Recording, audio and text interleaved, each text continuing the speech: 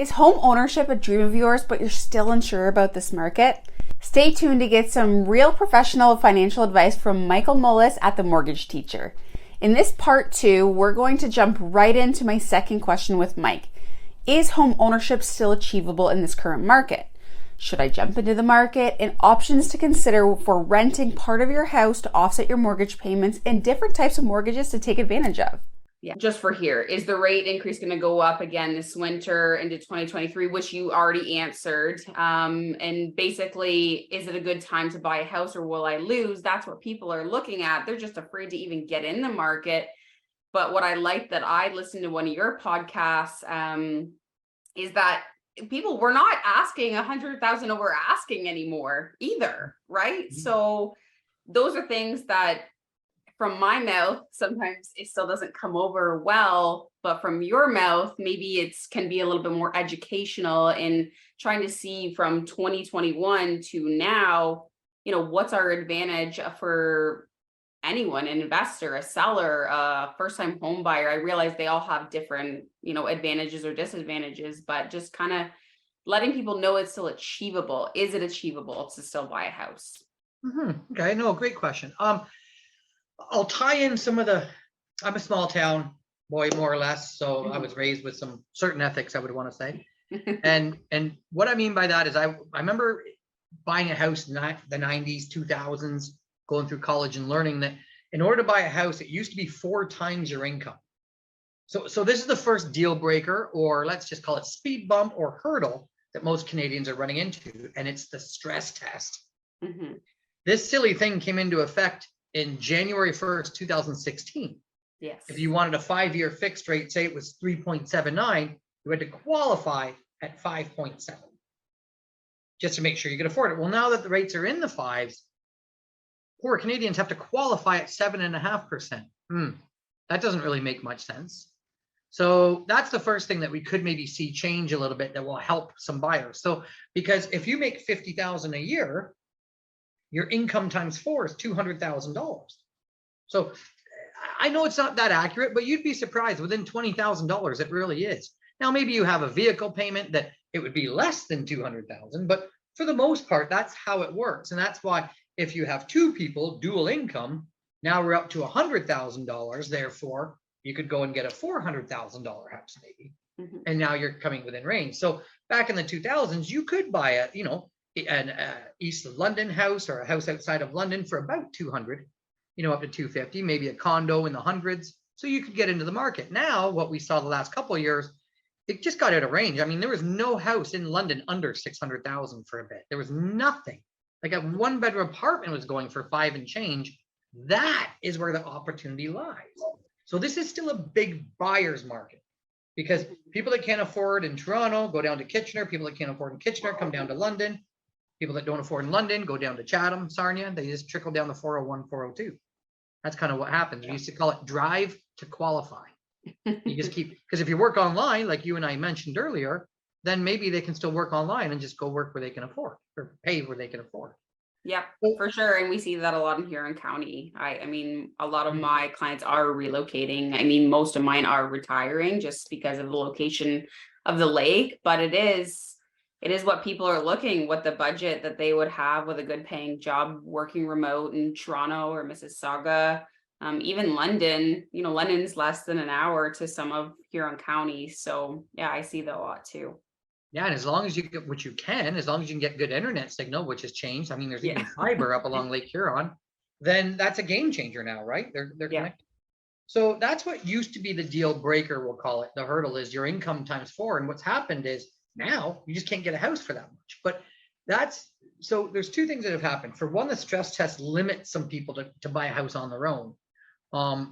In the last couple of years, I have not seen a single income buy a house, to be bluntly honest. And because even if you make $100,000 a year on your own, that's a pretty good job for a first-time home buyer. You're making good income, likely a professional of some sort, if not a trade, but you probably got a certain vehicle. Well, what can you buy for $400,000? You're still going oldies. So if that, if she or he is driving a BMW because it's an executive professional in West London and wants to buy their home by themselves, and then they're looking in Old East Village, that might not be a fit to go through the downtown. drive, right? So a lot of people I find are either getting co-signers or waiting to, live a little bit. They're going as a couple, and then now maybe they're making 150, 200 a year, which now you can buy for 400, 800. Yeah. Right. Yeah. So that's what I see the trend happening a little bit. But you're right. You nailed it. It is an opportunity in our area where we work for home buyers. So it's great for you real estate agents, in my opinion, because the mortgages rates went up, yes, but it might have went up $267 just on some true stats. The average mortgage, you guys always talk about average sale price, but the average mortgage is $380. Yes, the house prices went up, but it doesn't mean that many people's debt went that much bigger. It's still about $380, the average mortgage amount. So the rates have gone up on average using that 360,000. The rates have gone up about $260 to $290 a month.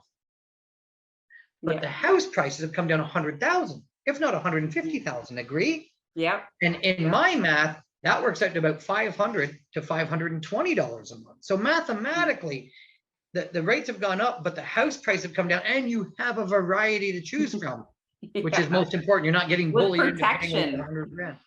Right. Where before people would buy the house, but then they were pressured into spending $100,000 too much, which in today's world, that's $550 up. Yeah. Right. So actually you're right. The home buyers is still an opportunity down in like Southwestern Ontario for sure, because you have more opportunity as far as more variety. Yeah. And we realize someone that's listening may not be wanting to, move to more of a rural area, but it is something for someone to consider if home ownership is a main goal, right? Just stepping into the market doesn't mean you have to live there forever. So, well, I mean, there's what did I have this week? Duplex, Old East Village near some breweries, microbreweries in that area. And it was a duplex, and it was originally up for close to 6, and now it's close to the 450 mark. And that's a duplex. So there you go. Now you've just saved 150,000 what they were going for. You can live in one unit. Yeah. Rent is still easy to rent out, earn a good chunk there, and create a tax deduction in that whole setup. So a massive opportunity lies for somebody that could go out and get that duplex. I have seen, for example, just to jump a little more downtown on the executive side, we have some good development, some nice new condos coming up downtown, a lot of high rises. And there was nothing lower than 850. I mean, you can talk real estate. I'm just talking the numbers I see come in. And I'm seeing some clients they've moved on to buy, and they just have to drop their price to sell. So we start seeing some prices going from the 9s down to the 7s now. Even in that. So and now when you hear that, maybe those were selling for 5 just years ago. So this is balancing out, folks. Don't think the whole market's coming down crazy.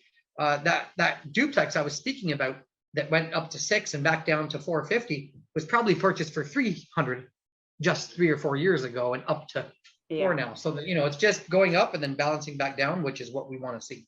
Yes, for sure. And I guess that comes into, I'm going to jump a question and maybe in my order, but just because it's come up, and what I like about your practice too is talking about not just like having a mortgage, right? There are different mortgage types. So someone that, let's say my area, that has to buy a fixer upper, so needs the mortgage, but also needs X amount for a renovation loan, because I know that's something that you asked me, are you guys looking for a fixer upper? And I was like, well, at the time, I don't know. So if you could just kind of very briefly, just kind of explain that it's not a one size fits all. So it's always good to just have a conversation with a broker and see, is it possible? It's not just one size fits all. What do they have options for when they look at a condo, or which is not as pertinent to Huron County as much, but to like a rural property or just a residential with a little bit of fixer upper. No, so that's a great point, and that's why, even to back up even more, that's where Mortgage Teacher, I'll give a little bit of a mini shout out here, but that's why this company was even created. It was because when I started brokering, which is 22 years ago, it was don't go to the bank, use a broker. But in all honesty, the way the broker has evolved is we do work with the banks now. I actually work with TD, Scotia, CIB, all the big ones. And even Libro, your neighborhood credit union. So through a broker, there's 60 places to choose from. You kind of eliminate. Now we get into, depending on the answers you have, if you're going to do a fixer upper, this product might fit. If you're going to maybe move in a couple of years, but you're going to move that mortgage with you. There's a lot of people that have locked into a low rate and they want to move. So they want to carry that 2% to the new house, but then they want 50 grand more. Well, then if we knew that ahead of time, I would set people up that if they move, they can make sure they can coordinate a good rate at the time later too. Or sometimes institutions have a really high rate to blend you. For example, penalties to break a mortgage could vary. So what you just mentioned there's different products depending if you're building. For example, I just had one the other day that if you're building and it's a whole year from now, you might do a construction draw mortgage because it takes a long time to process.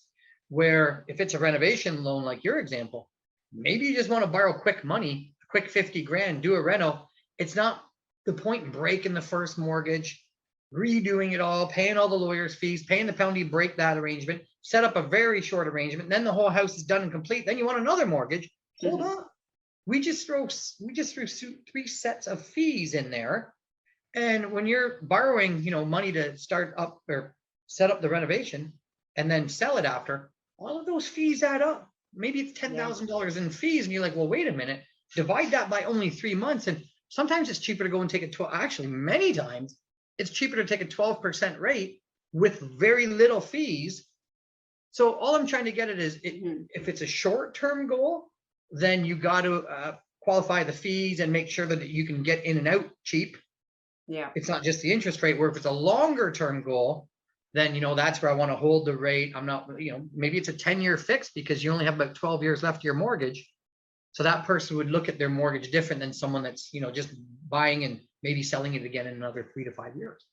Yeah, no, and that kind of answers the question of, the benefits of or the possibilities of mortgage penalties there. People don't know these things. So I guess my advice when I always work with clients is saying, hey, go to a mortgage broker and discuss what your plan is. Don't just say, hey, I want to buy a house and here's what's my rate. What is your goal? Do you want to, I don't even know what the hip word is for it. Basically, it is where you just live in one half of the unit and rent out the other one. But there's some, social media word. Oh, really? I'm not sure.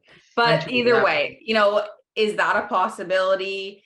Do we want to buy a farmhouse? Do we want to buy a new build? Right? People just think it's spit out a number and move forward. So I'm glad that we had that talk and just saying, let's just have a conversation. Just go and talk. It doesn't cost you anything to talk to someone like you or anyone at any broker to understand their goals versus just spitting out a number and starting to shop. Well, and a broker should, in the way we've evolved, hopefully, is at Mortgage Training, we give advice on it. We're not trying to sell you. So it's because somebody called and said, I'm up for renewal next month. Here's what my bank offered. I was like, just go take that. That's fantastic. We don't need to get every mortgage. We need to give Canadians advice to make sure they're making the best decision. I'm going to cut us off there. In part 3, Mike and I dive into a more specific topic to Huron County or rural areas around buying a hobby farm or farmland and how that can affect you. Thanks for watching, and I hope you took some valuable information from this video about home ownership. If you're looking for more information on talking to a mortgage broker, you can find the mortgage teacher and my contact information below. Talk to you soon.